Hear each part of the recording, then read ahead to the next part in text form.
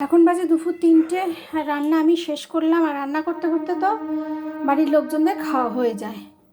আর তোমাদের 3 ভাগে ভাত হয় আমার।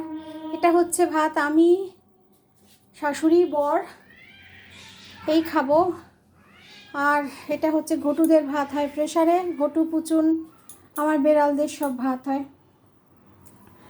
আর এটা একটা বাসমতি চালের ভাত হয়, আতপ চালের ভাত, ওটা বিয়াসের জন্যে।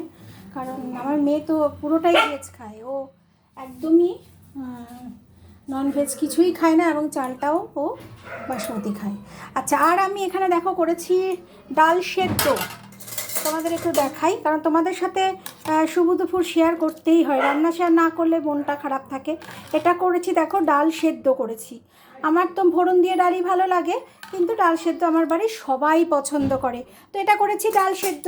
আর এটা দেখো কারি পাতা, শুকনো লঙ্কা, পেঁয়াজ দিয়ে আলু মেখেছি। পেঁয়াজ, শুকনো লঙ্কা ভাজা আর কারি পাতা দিয়ে আলু মাখা। আর এটা করেছি মাছের ঝোল, এখানে ভেটকি মাছও আছে, রুই মাছও আছে। আলু পটল দিয়ে মাছের ঝোল করেছি, আলু পটলের তরকারি, আর করেছি ফুলকপি আলু ভাজা। তো প্রতিদিনই এরকম কম বেশি আমার রান্না হয়েই থাকে।